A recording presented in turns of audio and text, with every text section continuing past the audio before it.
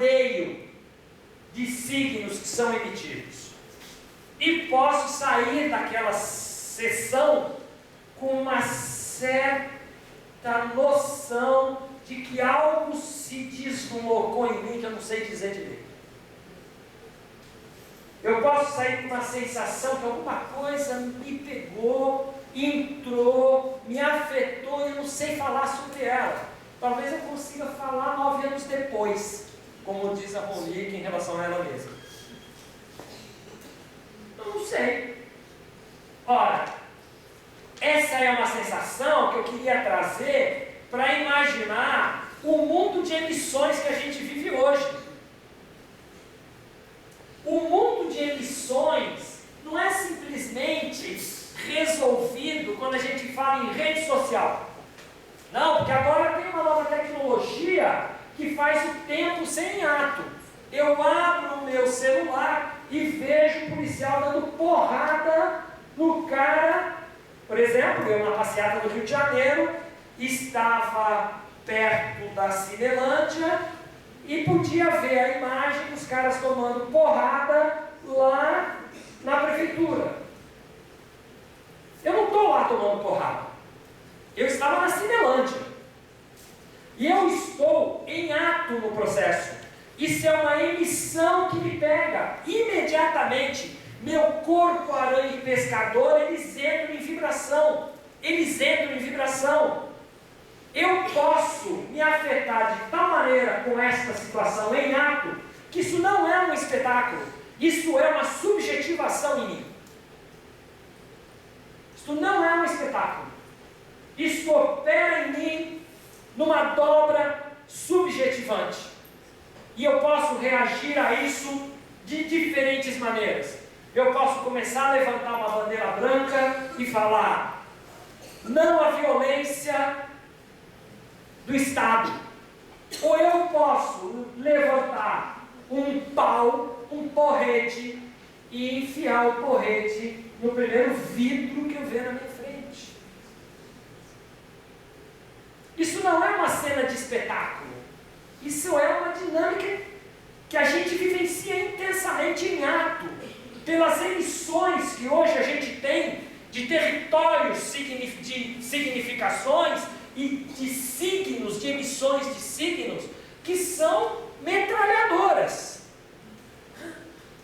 Então, quando a gente está falando do mundo atual, nós estamos falando numa outra ordem de subjetivação, que não é o mundo da calmaria longa de tempo, por exemplo, dos estados burocráticos densos, das grandes máquinas industriais, de plantas gigantescas, de uma Volkswagen que tinha em São Bernardo com 50 mil metalúrgicos.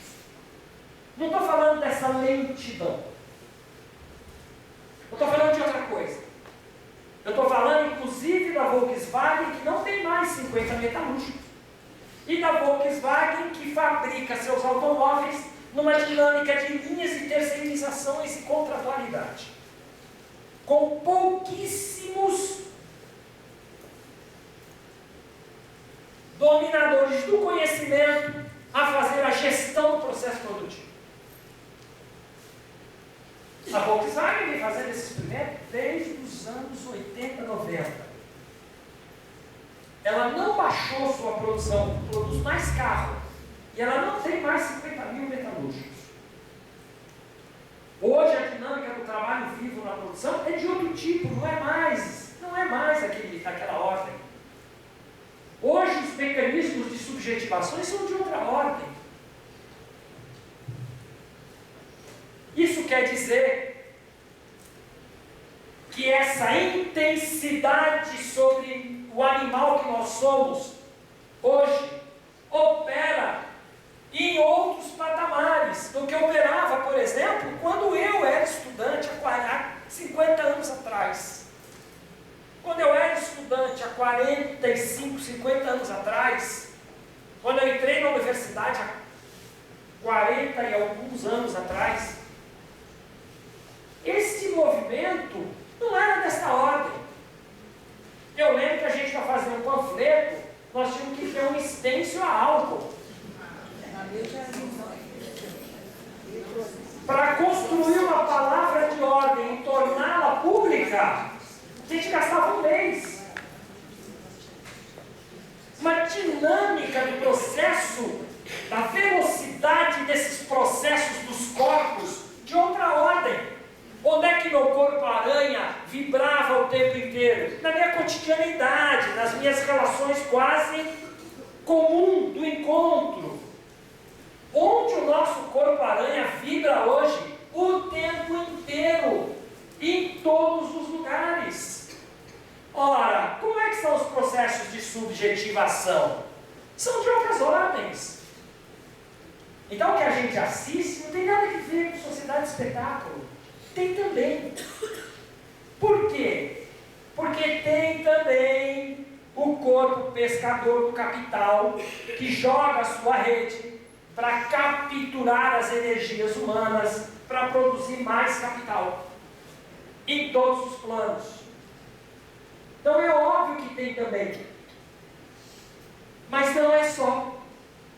Por isso que tem uma insuficiência brutal em certos modos de análise que só vem em nós o corpo pescador, que só vem em nós as lógicas das razões, que só vem em nós a lentidão das estruturas, que só vem em nós as polaridades. Nós vivemos num mundo intensamente molecularizado. E aí vem o final da minha fala. Que fazemos nós nos processos de formação nesse mundo? Como é estranho habitar salas de aula hoje. Como é estranho. Como é estranho ter que dar aula em cursos de graduação, mas eu voltaria à minha época de biólogo, em que eu não dava aula na universidade, eu dava aula em colégio. A Laura, por exemplo, é contemporânea, eu era professor de biologia, ela era estudante. Eu dava aula em colégio. Eu dava aula de biologia para adolescente, para criança. Como é esquisito entrar numa sala de aula desse tipo, em que você entra e tem a plena sensação que aquilo tudo é uma grande farsa.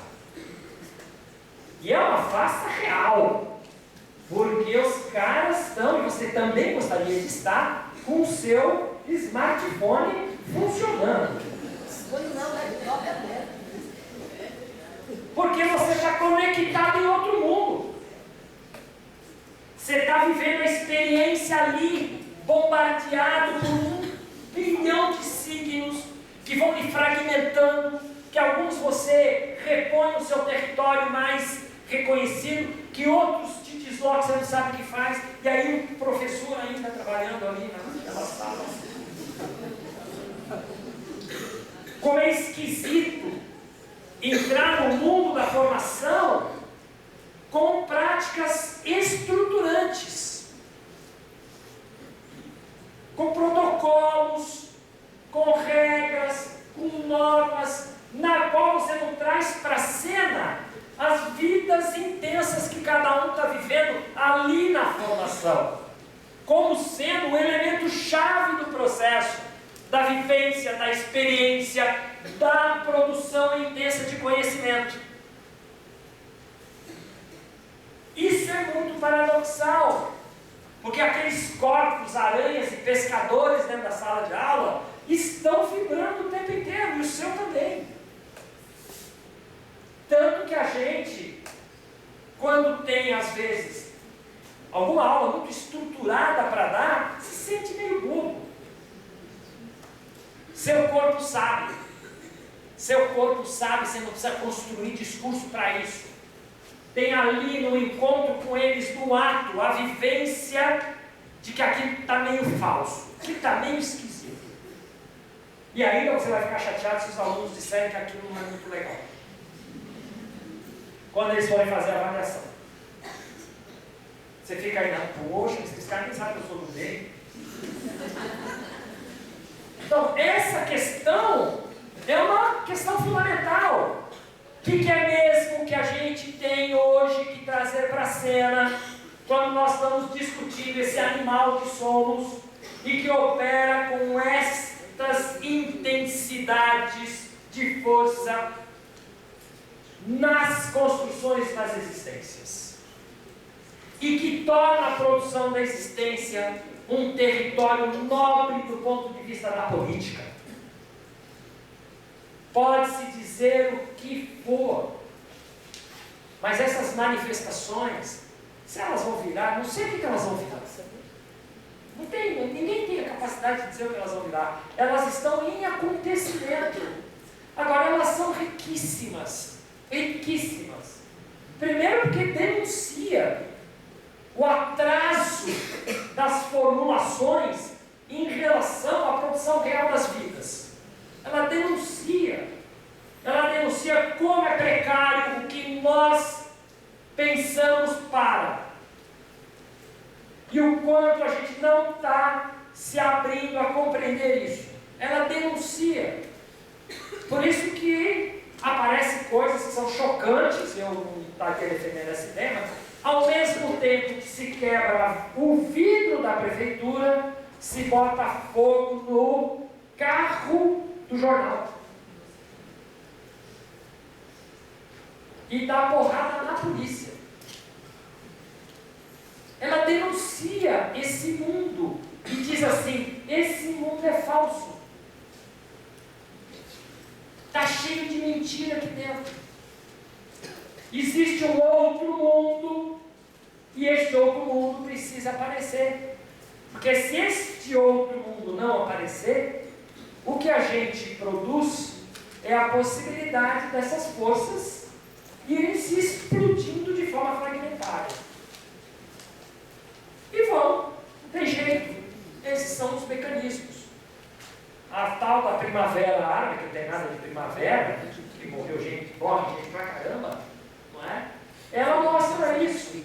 O quanto que estão em sucessões oportunistas que querem aproveitar do movimento, ocupam um novo lugar do governante e depois eles são de novo tendo que matar as pessoas.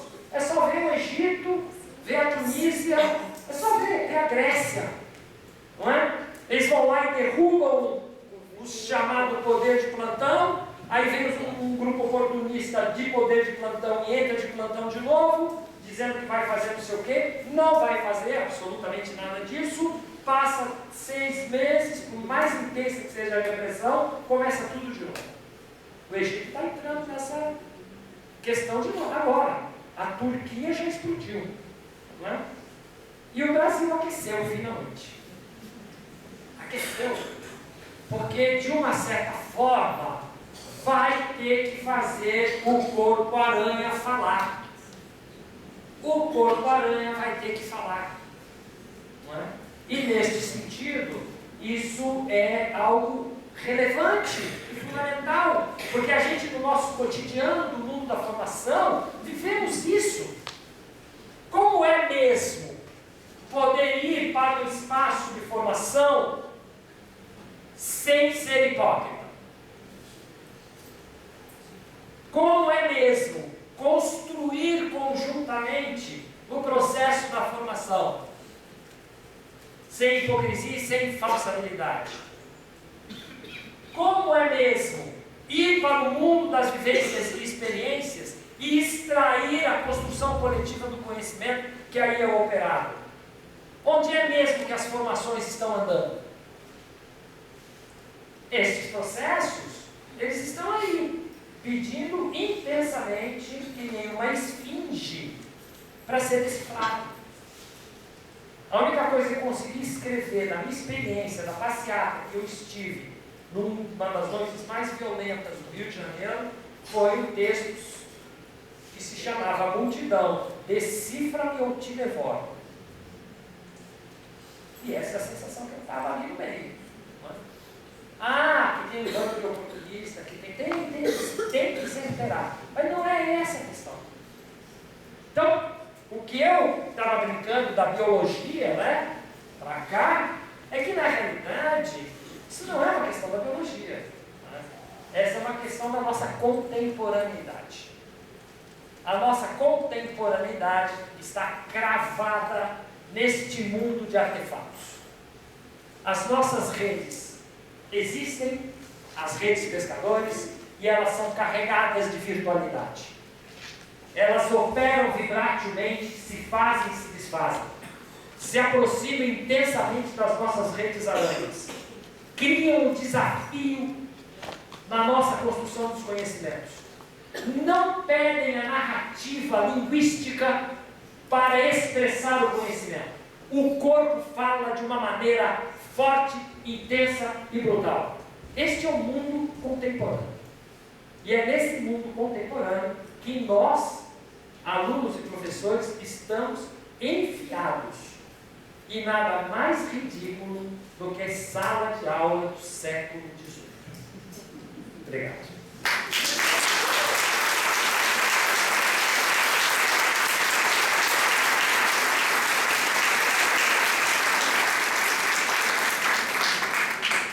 Não sei o que faz. Quem quiser falar, fala o que quiser. E eu não tenho a obrigação de responder nada.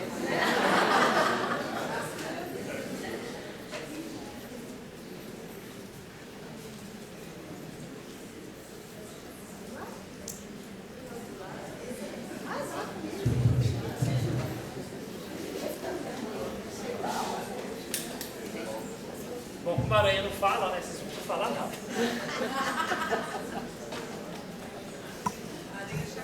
A aranha só fica.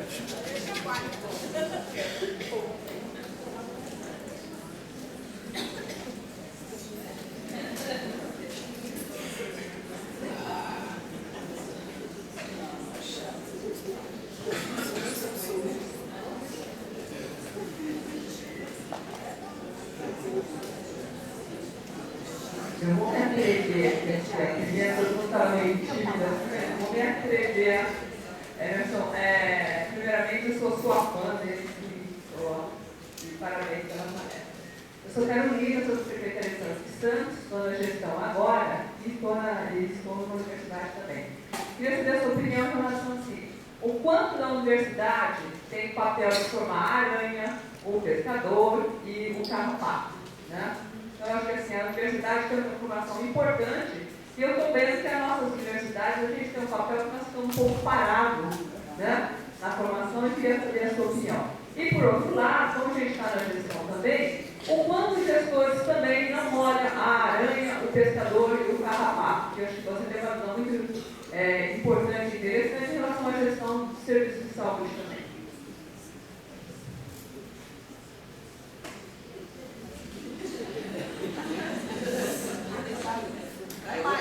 Se tiver mais.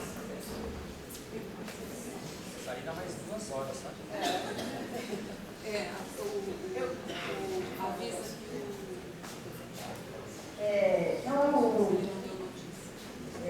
Laura está falando aqui, eu acho que muitas coisas, mas muitas coisas que se conectam profundamente com o que a gente discutiu ontem e anteontem, profundamente. Isso tem tudo a ver, né? E trouxe muitos conceitos que ajudam a gente a operar coisas que a gente discutiu.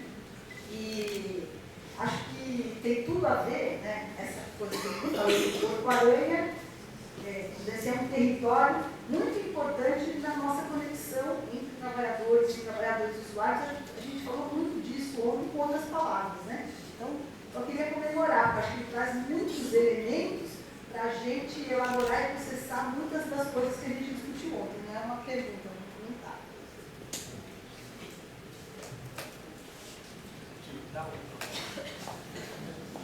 Então, só para dizer que o Eduardo não conseguiu chegar. Não temos notícia exatamente do que aconteceu.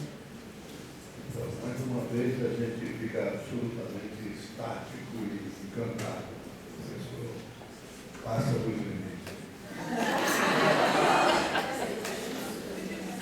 É o seguinte, pessoal, eu nadei muitos anos da minha vida, até estava contando uma história. Como é que eu aprendi a nadar? Aprendi a nadar porque me jogaram dentro d'água e eu resolvi que tinha que nadar. E nadei a minha vida inteira na água até hoje. E nadei muitos anos com o Sato. O Sato era um mestre zen budista e professor de natação, que deu aula há muitos anos no Centro Acadêmico Oswaldo Cruz, na Faculdade de Medicina, lá atrás, na Escola da Saúde. Isso. Naquele tempo ela dava competição e é uma coisa massacrante esse treino para os meninos para nadar 50 metros secreto para ganhar uma medalha. E aí eu já era garoto, né? E fiquei sabendo que o Sato foi como técnico do Pinheiros, fez Manuel dos Santos, Petu, Raposo, um monte de grandes nadadores, inclusive alguns por Olimpíada. Mas ele mudou a concepção dele de natação e começou a dar aula no Centro Acadêmico lá da Faculdade de Medicina. E eu fui lá, pedi para nadar. O treino dele começava às 6 horas da manhã, piscina fria, agora não é mais. Porque ali disseram que era uma aquecidinha na piscina. E ele falou, tá bom, Peixoto, você quer nadar, né? Eu falei, quero, sabe? Ele falou, então nada, quero ver, né? Aí eu saí na água e tinha um crawl super caprichado. Né? Aí ele começou a gritar, para. Eu falei, pô, sabe o que foi? Fica aí. Ele olhou bem na minha cara e falou assim, ó, Peixoto, você sabe nadar, né? Mas você não é nadador, né? Eu falei, mas como sabe? Explica melhor isso. Aí ele me deu uma resposta definitiva em cima disso tudo que você falou, professor. Você só vai ser nadador quando você virar água.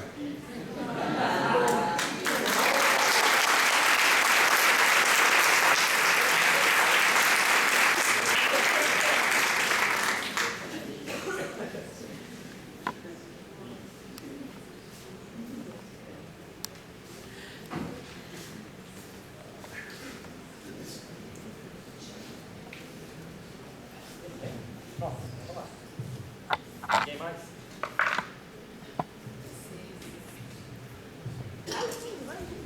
Vamos lá. É isso aí, Geraldo, eu acho que é lindo isso que você falou. É uma força incrível.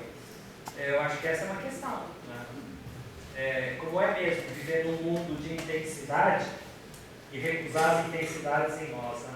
Essa é uma questão. Tanto que a gente tem todo um caminho civilizatório, lá do século XVI para cá, que tenta eliminar tudo que seja em nós deste lado do sensível, né? Tudo que é do lado do sensível vinha uma construção de que é o lado que nos engana. Daí, apesar de ter toda uma relevância, e aí eu jogo fora o Descartes com o pensamento que pode se criticar nele, mas é interessante esse esforço, né? De produzir o verdadeiro sujeito, e o verdadeiro sujeito é aquele que elimina em si o corpo sensível, sendo que todo o pensamento dele começa pelo corpo sensível. Isso é bem curioso. Né? Mas enfim, eu acho que é essa a questão, né? Sabedoria do Sartre é fantástica nessa fala.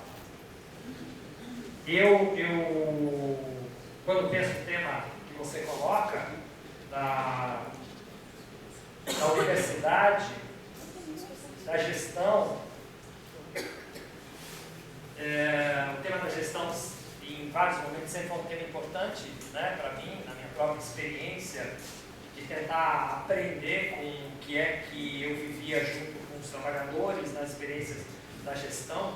E eu sou devedor exatamente dessa produção, quer dizer, aprender na cotidianidade com quem opera a produção do cuidado no mundo do serviço, né? E eu aprendi com eles que tudo que eu sabia sobre a teoria do trabalho era muito limitado. Eu aprendi isso, né?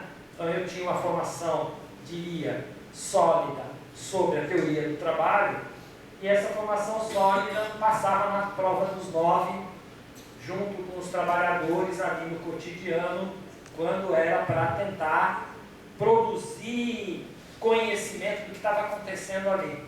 E aprendi com os trabalhadores exatamente isso, né?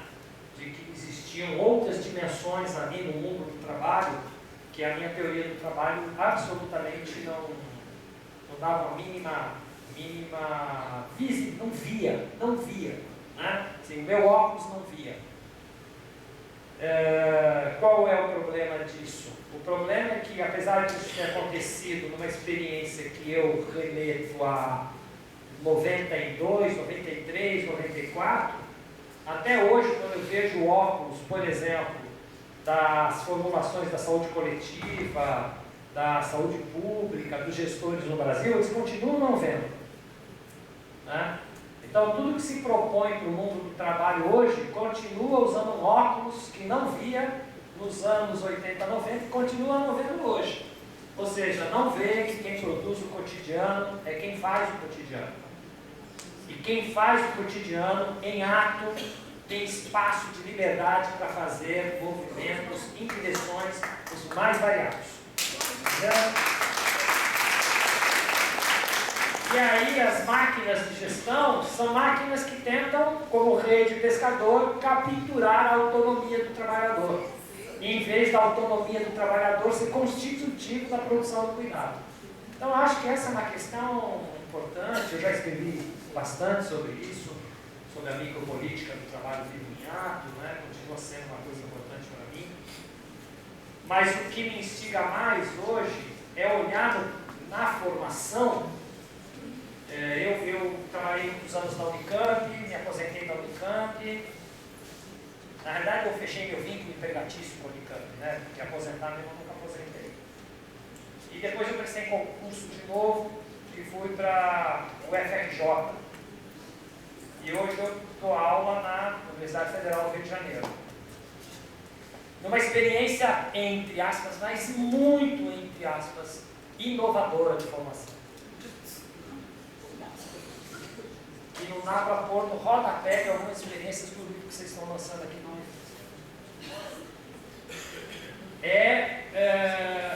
o que é que a gente tem visto de... E óbvio que aqui na Unifem, bom, nas universidades em geral a gente tem visto.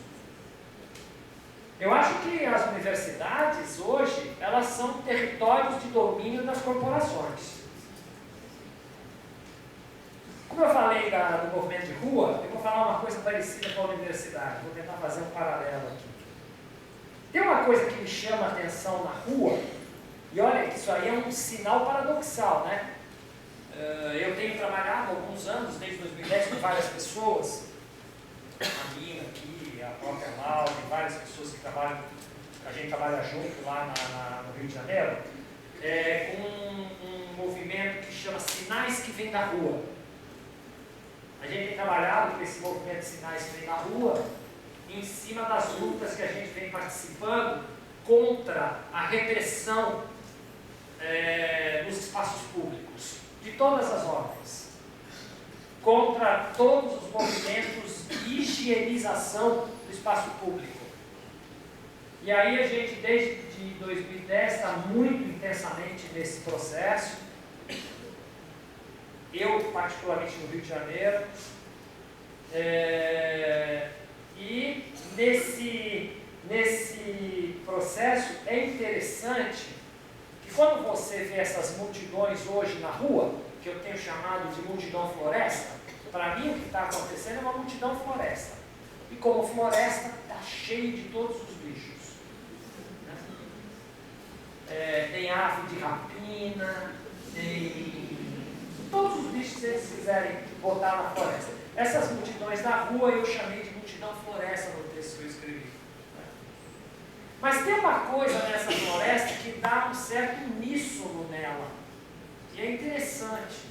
Por exemplo, há uma raiva cravada no que é estatal. Tem uma raiva. E eu que sempre fui de esquerda, sempre não, porque eu, como criança, não nasci de esquerda. Ao contrário, nasci numa família bem de direita. Mas eu me entendo de esquerda. Né? E toda meu nascimento novo, que foi pelo campo da esquerda, o estatal sempre foi um ícone positivo, né? É o estatal contra o mercado do capital. E aí é assustador para quem ainda acredita nessa contraposição, ver na rua o ódio que há sobre o que é o Estado. O Estado ampliado, hein? Então você repara, não é o Estado só a repartição. É um ódio contra tudo que possa representar o que é o Estado. Então o que é o Estado? Os políticos são o Estado. Os governantes são o Estado. A mídia é o Estado. É o que está Estado. O que está Estado causa uma raiva, e essa raiva é expressa por essa multidão floresta. É interessante isso, né? Ora, o que é que essa raiva revela? Ela revela que toda a discussão que a gente tem feito sobre o Estado tem sido muito cheia de enganos. Quando a gente faz uma contraposição que o Estado estaria do lado legal da produção da vida e o mercado é que estaria do lado